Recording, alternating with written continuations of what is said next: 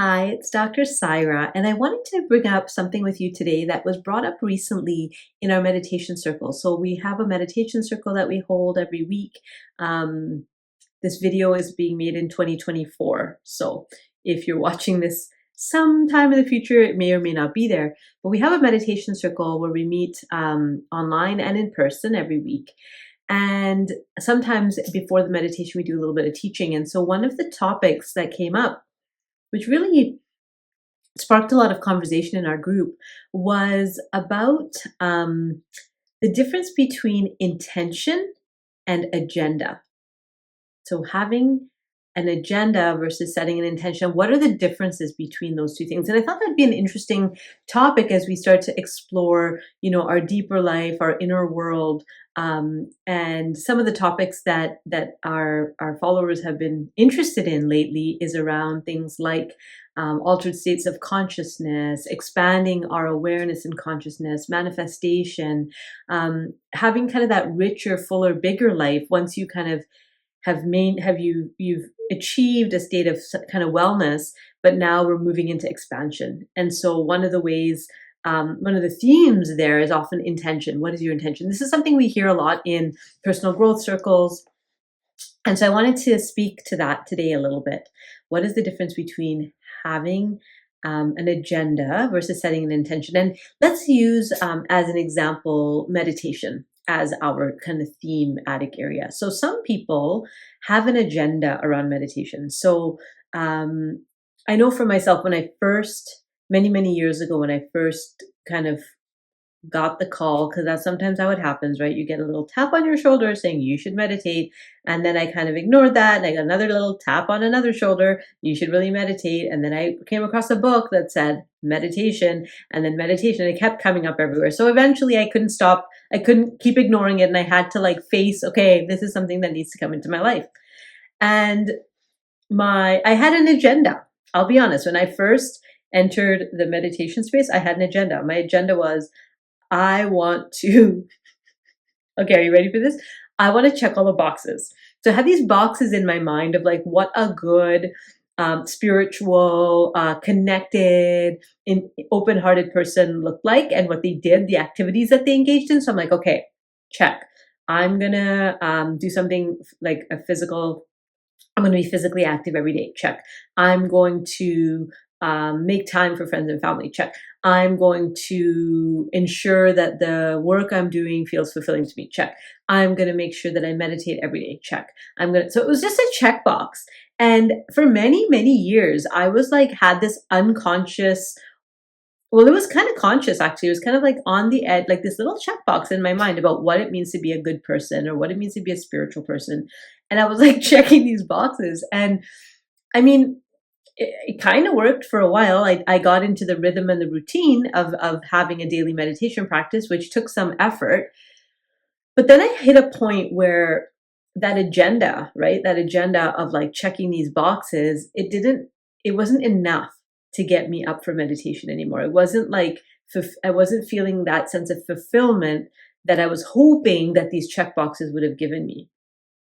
And so that's when the exploration started for me between the agenda, the hidden agendas that I have in my life versus the intentionality and living an intentional life. Those are different things. And agenda often comes from the untrue masculine, which is about goals and check boxes and task lists. And not that there's anything wrong with any of that.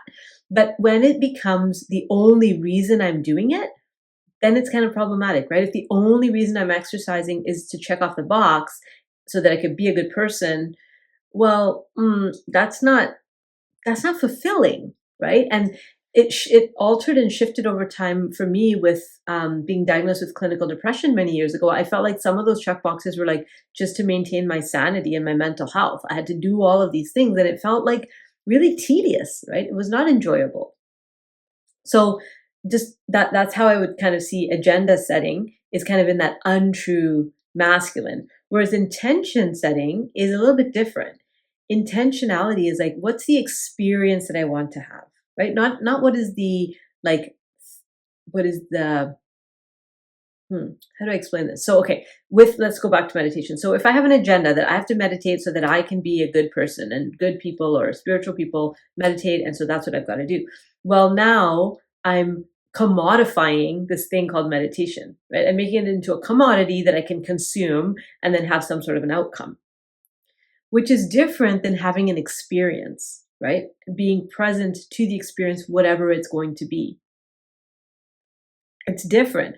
And I remember when my friend Texas first talked to me about skipping meditation, like, what if you were to skip one of your meditation days? And I was like, oh, I don't think so. Like, I'm not going to get to check that box. But what it started helping me to see was, well, what am I actually trying? Like, what am I trying to really do here? What really is my intention here? And my intention was to enrich my sense of peace and balance. That was my intention, was to have more peace and balance in my life, right? So the agenda, if I was to take an agenda approach to peace and balance, it'd be like, anything that does not give me peace and balance, I gotta cut it out. I gotta, whatever. And I have to have boundaries. And like, it's a very like intense and sometimes alienating way to live a life, right? Like, I have this agenda, and if you're not following my agenda, there's no room for you in my life. Versus setting an intention is that, okay, if I want peace and balance, then how can I maintain that? What do I need to do internally to maintain that, no matter what's happening in my environment, right? Then it's not my agenda competing with somebody else's agenda. It's my intention of how I want to show up, how I want to feel, how I want to live. And then other people can do whatever they want. The biggest challenge with agendas is that they're often competing. And you might have noticed this. I know I notice this all the time at family gatherings when there's meal time. Because there's all these different agendas. Like, some people want to like eat the food while it's hot. Some people want everyone to eat together. Some people want, they want to make sure that their favorite dish is being served. And it's like, there's all these competing agendas coming to the table.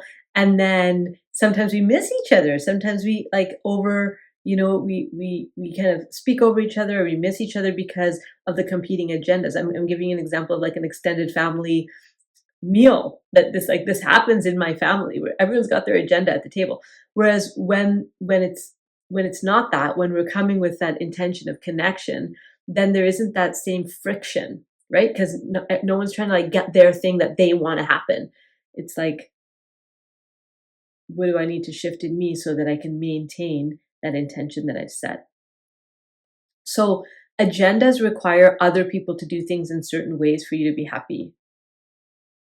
Okay, I'm going to say that again. Agenda requires that other people do things in certain ways to make sure that I'm happy, whereas intention is just like how I want to show up. How I want to show up. Somebody asked the question as we were having this conversation in our meditation circle around focus. Like, what's the difference between focus and intention? And one of my cousins actually wrote a book on meditation. So this is my cousin Farzana, and she wrote a book called I Cheat at Meditation. And she talks about these two different ways of meditating, right? So one of the things she talks about is the resting meditation versus the workout meditation. And so two different kinds of meditation, which will have maybe different intentions around them. So in the resting meditation, she says, the key word is rest. In resting meditation, you allow your mind to roam freely, doing whatever it wants. This freedom allows your mind to declutter, or like a computer, defragment in its own fluid way. Psychologists refer to this as the mind wandering mode. When your mind wants to wander, you let it. You completely allow your mind the opportunity to decompress instead of forcing it to focus. Types of resting meditation include free-form dance, the body moves while the mind drifts, transcendental meditation, music meditations, float tanks. So short-term objective, the resting of the mind so it can be stronger in your daily life. Long-term objective, the eventual stillness and bliss that happens once the mind has processed what it needs to in its own way and time. So that's one type of meditation. And then the other is like what she calls the workout meditation. This is the type of meditation where you flex the muscle of the mind. You train your mind the way you train your body at a gym. You focus and refocus. You lift the weights again and again. Even though your mind wants to run away, you consciously and actively bring it back to the practice. Types of workout meditations are mindfulness practice, one thought focus, chanting. Short-term objective is discipline. long-term objective is discipline and endurance. So in the framework of meditation, the focus meditation is what Farzana would call the workout meditation, right? Where you're really kind of bringing in your focus, whereas the setting an intention would allow for either a focus meditation or kind of this mind wandering and allowing the mind to do whatever it needs to do to reset and create ease. So that's how I would define focus in the context of meditation. But when we take it bigger than that, around agenda setting and intention, you might want to look at a family gathering. I bring up family because family is often where we get to test all of these things that we've been learning, right? So if you think of an upcoming family gathering or an upcoming gathering of people you haven't seen in a while, you might feel like you've changed some, they may or may not have. Having an agenda would be like, I want them to know who I am, and that's my agenda, versus setting an intention. I'm going to be open and present and see what unfolds at this get together, right? Do you see the vibes are very different?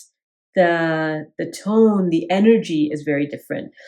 Agenda setting has a bit of a push and a bit of a crinkly, like a prickliness to it, whereas an intention setting has a more like soft, open energy to it. And so, I mean, that's what you'll be imbibing as you step into that space, right? So those are my thoughts about agendas versus intentions, and how agendas can actually lead us a bit astray if what we're really looking for is that contentment and that fulfillment and that sense of a meaningful life. Whereas intention, that could actually be your intention, right? To have contentment, fulfillment, and meaning.